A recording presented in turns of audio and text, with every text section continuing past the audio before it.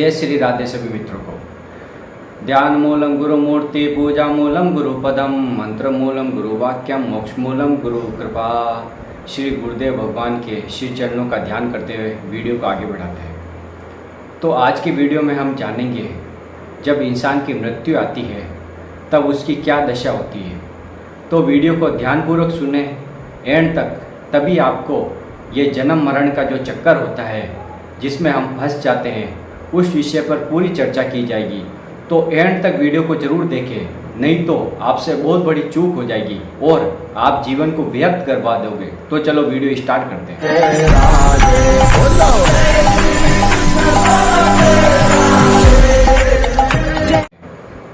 तो सबसे पहले हम जान लेते हैं व्यक्ति की बचपन से लगा के। बचपन में छोटा बच्चा था तब उसको कुछ भी समझ नहीं थी। जैसे ही वह माता के गर्भ से बाहर आया, माया के कारण वह सब कुछ भूल गया कि मुझे यहाँ पृथ्वी पर किस लिए भेजा गया है। मुझे भगवान का भजन करने के लिए भेजा गया है या संसार की भोग वस्तुएं, कामनाएं, वासनाएं, इनको इकट्ठा करने के लिए भेजा गया है। तो वह भूल जाता है माया के कारण। बचपन उसका केवल ऐसे में ही निकल जाता है। उसके बाद में जवानी में व्यभिचारी बन जाता है। गलत संगत करना, गलत क्रियाएं करना, इससे उसका पतन हो जाता है। क्योंकि जवानी में ब्रह्मचर्य रहने का नियम होता है और उसी समय वह ब्रह्मचर्य का नाश करता है। उससे उसकी बुद्धि कमज़ोर हो जाती है, मन अपवित्र हो जाता है। उसके बाद में उसने प्रवेश किया गृहस्थ आश्रम में। अब उसके पत्नी वगैरह शादी ब्याह सब हो गया और वो कैसे खुश रहेगा जब उसने ब्रह्मचर्य का नाश कर दिया। तो उसका जीवन भोगों की तरफ जाएगा, दूसरी पराई स्त्रियों की तरफ जाएगा।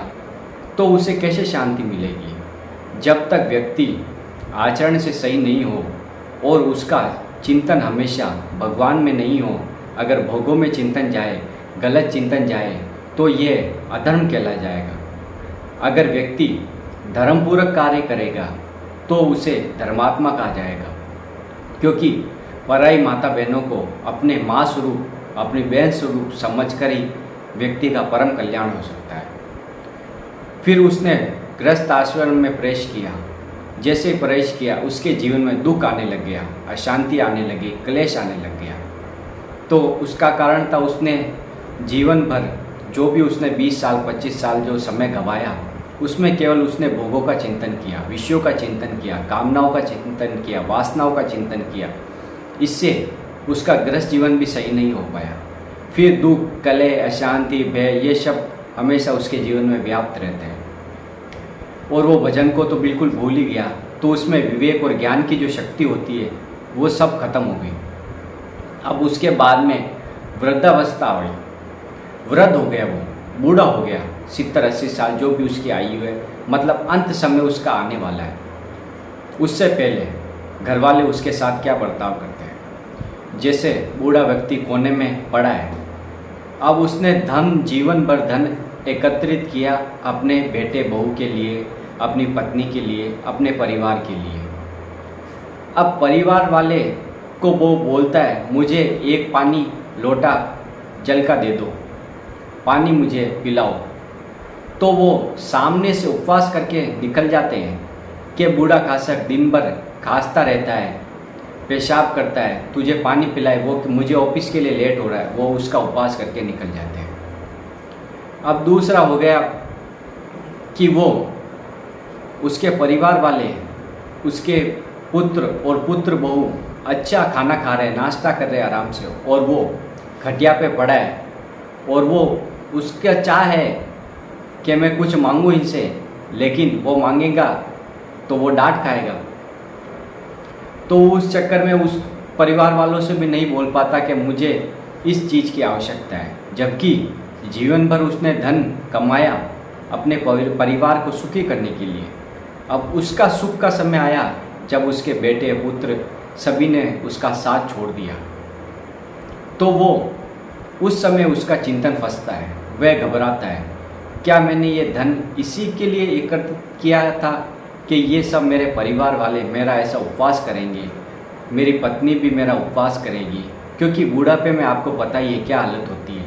व्यक्ति पेशाब कर देता है और कुछ भी कपड़े गंदे कर देता है, शौच आदि क्रिया करता है, क्योंकि वो अंत समय में आने वाला है।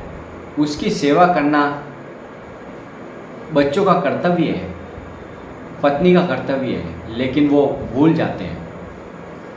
लेकिन उसमें उस वृद्ध व्यक्ति की भी गलती है, क्योंकि उसने जीवन भर उनका आश्रय लिया, संसार का आश्रय लिया, परिवार का आश्रय लिया, मोह का आश्रय लिया और कभी भी अपनी इंद्रियों पर संयम नहीं बनाया, काम, क्रोध, लोभ, मोह पर कभी ध्यान नहीं रखा, तो कैसे वो भगवान को प्राप्त होगा।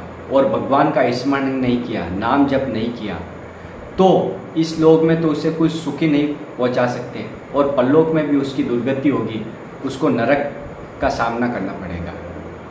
अब जैसे ही उसका अंत समय आता है, उसके गले में कफ अटक जाता है, लंबी लंबी सांसें खींचता है, तब उसके करोड़ों जन्मों के जो पाप कर्म किए हैं उसको एक डीवीडी में, एक कैसेट में जैसे पिक्चर बताई जैसे जाती है, उसको पूरा उसका कर्म बताया जाता है कि तूने इतने पाप कर्म किए। अब वो घबरा जाता है, परिवार, अब उसका चिंतन फंसता परिवार में, मेरे बेटों का क्या होगा, मेरी पत्नी वृद्ध है उसका क्या होगा, क्या वो उसको सुखी कर पाएंगे, मेरी पत्नी को कौन सुखी रखेगा, मेरे अलावा उसका कौन है। जबकि व्यक्ति मरने वाला है, सैया पे पड़ा है, उठ नहीं सकता, बोल नहीं सकता, लेकिन सोच रहा है, केवल मन में सोच रहा है ये सब, मेरे धन का क्या होगा, ये धन ये भोगेंगे जो मैंने पूरा धन एकत्रित किया है, जो मेरा उपवास कर रहे हैं आज, मेरे पास भी आके नहीं बैठना चाहते, वो इस धन का उपयोग करेंगे।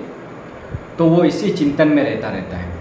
अब आ जाते हैं यमदूत, क्योंकि उसने भजन तो किया नहीं, जीवन भर संसार का चिंतन किया, तो यमदूत उसे यमपास से बांध देते हैं और कोड़े कोड़े बरसाते हुए उसके प्राण निकालते हैं, क्योंकि भगवान का चिंतन नहीं है, श्री हरि का चिंतन नहीं किया, नाम जप नहीं किया था, श्री हरि बचा लेते। अब वो दुविधा में फंस गया, अब वो हाथ पैर मारता है, आंखें पलट जाती है, मलमूत्र के दार से पेशाब बाहर आ जाता है, क्योंकि भयंकर यमदूत जिनको देखने मात्र से व्यक्ति की पेशाब निकल जाए, ऐसे भयंकर यमदूत उसे यातना देते हुए उसके प्राण खींचते हैं और सूक्ष्म शरीर को बाहर निकाल देते हैं।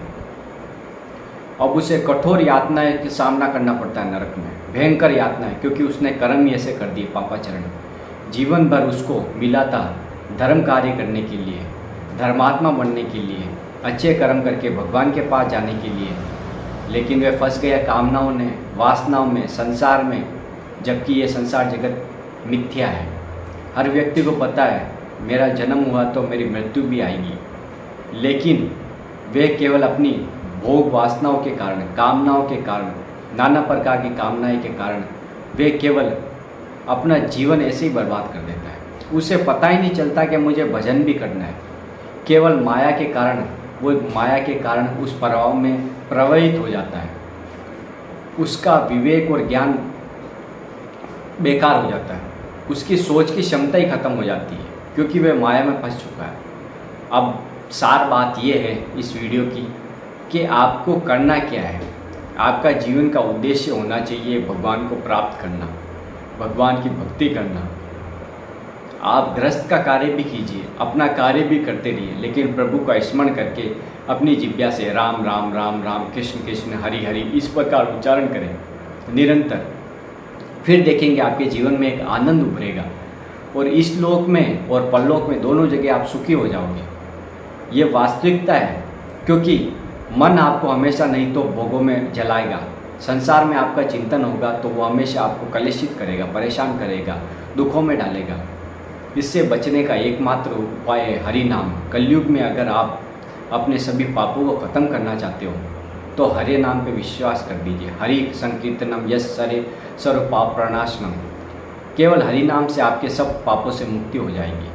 तो मेरे वचनों का विश्वास करके आप नियम लीजिए कि मैं आधा घंटा 1 घंटा भजन करूंगा, जिससे मुझे परलोक में शांति मिलेगी और प्रभु के श्री चरणों में मुझे जगह प्राप्त होगी और मेरा जीवन हमेशा आनंदमय गुजरेगा। क्योंकि ये संसार में हम चाहते हैं ये जीवन हमारा आनंद से गुजरे, इसलिए हमको भजन करना ही पड़ेगा। ये वीडियो आपको कैसा लगा, वीडियो को लाइक कर दें, कमेंट कर दें, शेयर कर दें और चैनल पर नए तो चैनल को सब्सक्राइब जरूर कर दें, क्योंकि ऐसी आध्यात्मिक वीडियो हम आपके लिए लाते रहते हैं। राधा वल्लभ श्री हरिवंश।